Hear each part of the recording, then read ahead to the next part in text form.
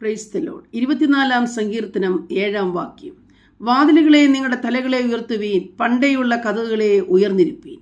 മഹത്വത്തിന്റെ രാജാവ് പ്രവേശിക്കട്ടെ. മഹത്വത്തിന്റെ രാജാവാർ, ബലവാനും വീരനുമായ യഹോവ, അതെ, യുദ്ധവീരനായ യഹോവ തന്നെ. ഇന്ന് രാവിലെ സമയം ദൈവത്തിന്റെ ആത്മാവ് പറയുന്നു, മഹത്വത്തിന്റെ രാജാവ് പ്രവേശിപ്പാൻ സമയമായി. മഹത്വത്തിന്റെ രാജാവാർ, ഇതൊരു വലിയ ക്വസ്റ്റ്യനാണ്. നമ്മുടെ ജീവിതത്തിന്റെ അന്ത്യം വരെയും നമ്മുടെ ഹൃദയങ്ങളിൽ ധ്യാനിക്കുവാൻ കൊള്ളാകുന്ന ഒരു ചോദ്യം. മഹത്വത്തിന്റെ രാജാവാർ, അതേ പ്രിയപ്പെട്ടവരെ, സങ്കീർത്തനക്കാരൻ അതിന് ഉത്തരം പറയുന്നു, ബലവാനും വീരനുമായ യഹോവ, യുദ്ധവീരനായ യഹോവ തന്നെ. യുദ്ധം എന്തിനോടൊക്കെയുണ്ട്?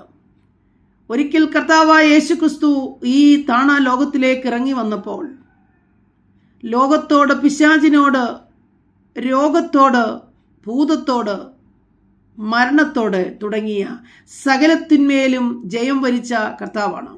തൻ്റെ കാൽവരി ക്രൂശിലെ മരണത്തോടുകൂടി സകല പ്രതികൂല ശക്തികളെയും ക്ഷയിപ്പിച്ച് തന്നെ അനുഗമിക്കുന്ന ഭക്തന്മാർക്ക് എന്നേക്കുമുള്ള വിടുതൽ നൽകിയിട്ടാണ് കർത്താവ് പുനരുത്ഥാനം ചെയ്ത് സ്വർഗത്തിലേക്ക് കരേറിപ്പോയിരിക്കുന്നത്. തൻ്റെ പുനരുത്ഥാന സമയങ്ങളിൽ തൻ്റെ ക്രൂശീകരണത്തോടും പുനരുത്ഥാനത്തോടും ബന്ധപ്പെട്ട് സ്വർഗം വിശാലമായ രീതിയിൽ തുറക്കപ്പെട്ടു. വാതിലുകൾ വലിയ വിശാലതയിൽ തുറക്കപ്പെട്ടു. എന്തിനു വേണ്ടി? തന്നെ അനുഗമിക്കുന്ന തൻ്റെ ഭക്തന്മാരുടെ പ്രവേശനത്തിന് വേണ്ടി, ആ മഹത്വത്തിലേക്ക് പ്രവേശിക്കുവാൻ തക്കവണ്ണം, അവരെ അവിടേക്ക് ചേർക്കുവാൻ തക്കവണ്ണം. അതേ പ്രിയപ്പെട്ടവരെ, ഈ കർത്താവ് പറയുന്നു, അത് വേഗത്തിൽ തന്നെ മഹത്വ പ്രത്യക്ഷത സംഭവിക്കാൻ പോകുന്നു.